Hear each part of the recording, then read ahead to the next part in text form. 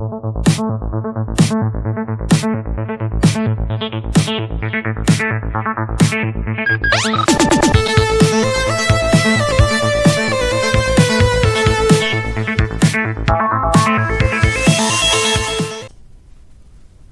this show, we're going to look at this color classic that has been recapped by Joe from Joe Computer Museum. I'll leave a link in the description below. So this is my color classic board. Note that the battery's been removed, because that's the one thing you have to do, because they will leak and destroy the board. Joe has kindly put a little smiley face on the board here for me, so that's thank you, Joe, for your tattoo. Everything looks good. He is, like I said, recapped the board, and now it's time to put it back together into the case and see what happens. Also, I'm interested to see the CPU upgrade. The board here is a 32 megahertz upgrade, and it will increase the processor speed. Now, this did not work when I first got the computer. The computer wouldn't boot unless I removed this board. Now that the board has been checked by Joe, recapped, and fixed, I'm curious to see if this will now work. So let's put it together and pop it in the case. So the first thing I want to do is populate the RAM. These are the RAM modules that I have for it. I think it's in total of 1 gig. Not a lot for this machine, or for any machine, but for now this is good. Let's put this in and we will test this out. So they basically slide in on an angle to the slot, pop them in, and then push it. Oh, this one doesn't want to go in. Why? There we go. So it's got to go all the way down, and then you pull it this way so it clicks.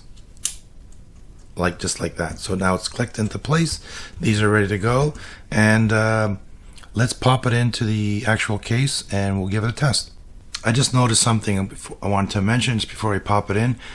Joe has signed the board here with his initials and the year. So if anybody wants to buy this board, well, let's put it here, maybe better here. If anybody wants to buy the board, it has now tripled in price because Joe has signed it. So thanks, Joe, for that. And in the meantime, let's pop it in and see if it works.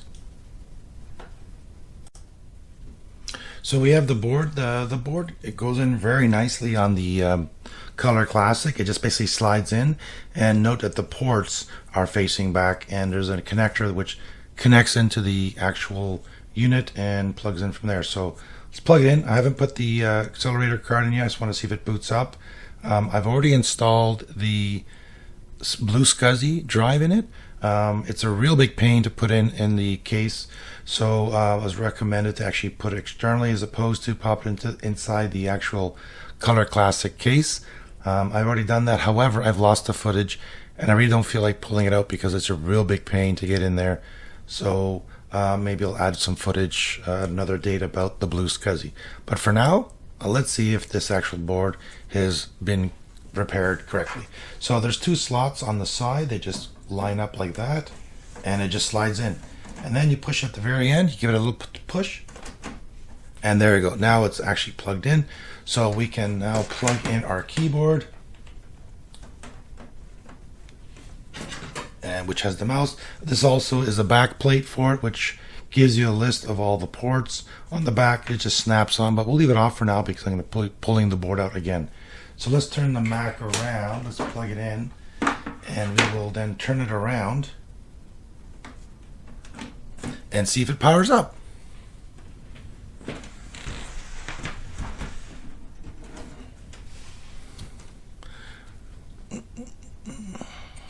Okay. Now it's got to plug in the mouse.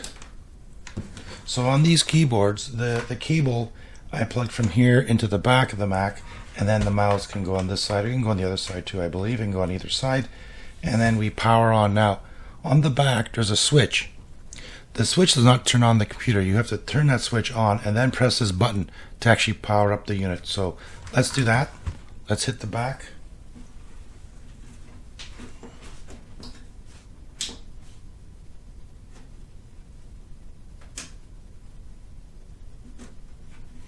Oh, where's my finger there?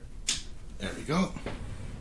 And hit the button and power it on. So I'm just going to show you here. You hit the button here, and there's no power. What's going on?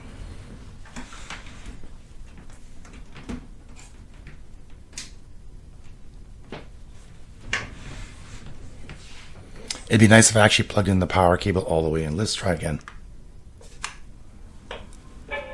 Oh, and we get the Mac sound. I think we got good news, but let's see if the video comes up on the screen.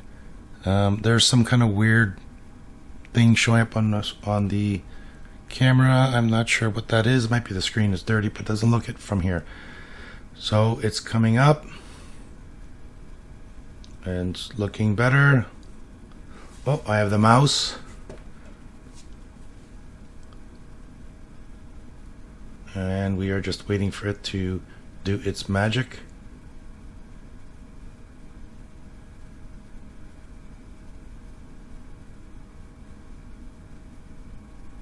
And there's the Macintosh sign. Yay! And it is coming in color, which is great because it is a color classic. And now we are loading up. We'll just give this a moment to do its little thing. I have a volume control here and the brightness control on here. Now this unit has the power light here, but there's no LED lights for the hard drive, so I could not, in this case the Blue SCSI, so I cannot put a light in here, although I guess I could drill one, but I really don't want to touch and ruin the case because this is a nice case the way it is. So, oh, and we go. So this is the message that we'd get. I didn't click OK, it just kind of went on its own. That's because the battery's missing. It doesn't know time and date, so we will leave it like that. And it looks like it's working. So what should we do first? Maybe we can run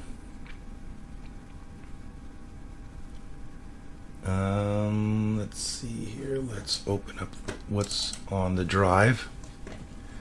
Let's go to maybe applications. We got a little bit of weird, neat, and cool software. What's this diagnostic tool? Let's take a look there. I haven't opened this up yet, so I have no idea what's in these directories. And there's nothing there.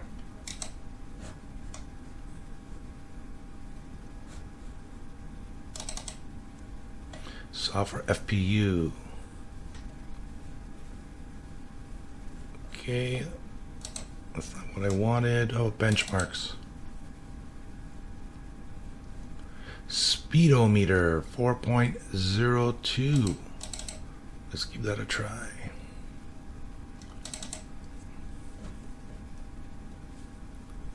Now this is going to do a test of the system. Well, not really a test, a performance analysis of the computer. So we will run this and compare it now to after we've added the 32 megahertz upgrade. Now it's started up. It says to register your copy of Speedometer, click the registration button, fill out and print the on-screen form, and send along with $40. But we will not register yet. So here we go. So computer username is Joe. Wow, Joe, thank you. I didn't know you were at my house. Computer's a Macintosh, native CPUs, a MC68030, nominal CPU, same number, FPU, no FPU installed, physical memory, 1024K, logical RAM 10,240 34K ROM version, 067C, and ROM size is at 1024K. So what can we do here? That's hardware. This is, can you make this bigger? No, we cannot. It's talking about display here. System is 7.5.5, and this is the addressing. So let's click here. I'm not sure. So now we'll bring up the machine records. Let's go to here and pick, this is a color classic. So here's all the information regarding CPU, disk, math, etc., etc. And we want to do an analysis. So let's comparison. Let's run some benchmarks, performance rating. And we will pick OK. And OK. And we wait for it to do its analysis of the processor and graphics.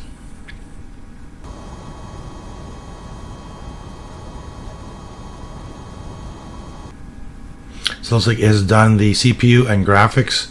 It's now looking at disk and then math. So the disk is 0.507, math is 0.803. Tests are done. Okay.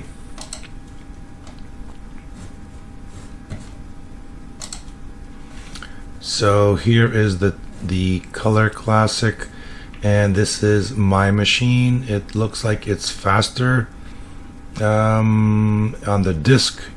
It's definitely faster on disk. Math is also faster, but it's pretty close, if not exactly the same numbers as the color classic. So let us close this, and we're going to go file, and we're going to shut it down. And then we will add the CPU upgrade. I've pulled the board off the back of the unit, and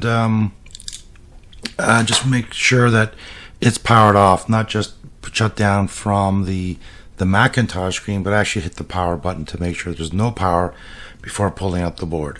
So now we're going to be adding the upgrade, the Micro Mac Technologies MMXL99, and it's the, let's see what else does it say here. There's a number you can call, which is probably not good anymore, and that's it. I guess we'll just plug it in. So this plugs in into the slot here, and we just make sure it's in all the way, and that's basically the upgrade. So now let's put it back and run some more tests and see how it looks.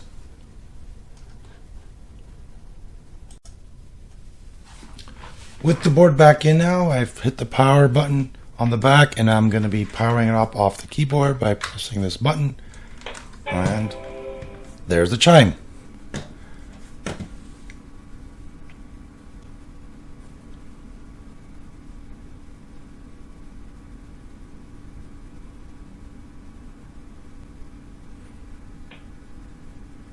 Now it looks like the screen is a bit of adjustment, although it's not showing up bad on the video, but on when I'm seeing it, the left side here, the video is closer to here, but on the right side there's a bigger gap along the side here. So I'm going to have to adjust that later and maybe widen it up a bit for the bottom. I'm not sure if this is normal for the Color Classic. Again, I don't have a lot of experience with it, so there's a learning curve for me too. And we are booting up the Mac OS.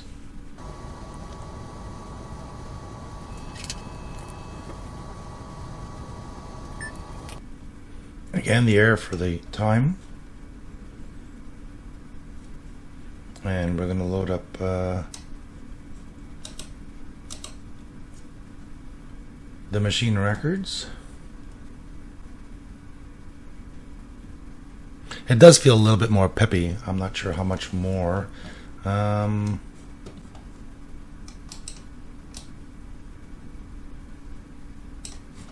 Let's run our tests. We do analysis, and no, sorry, we do our tests, perform benchmark rating. It's the same test as before. We hit OK, and we click OK, and we let it run. So again, like before, it's going to do the CPU, graphics, and then disk, and then math. So let's see how this. Now this is not an in-depth. It's just I believe it's a quick evaluation of the system. So we will see from there. I like the fact that it's a small form factor, well, fairly small, and it's a color screen. That's kind of pretty cool, I think, for the Macs. Was pretty. I think it was ahead of its time having it built in and actually a color screen compared to the older Macs, which was not color. Oh, tests are complete.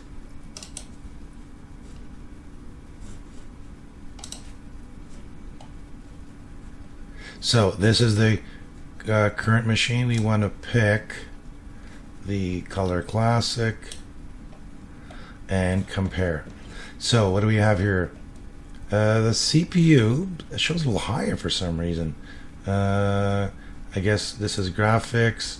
It's a higher number. The disk is actually slightly higher too, and math is higher.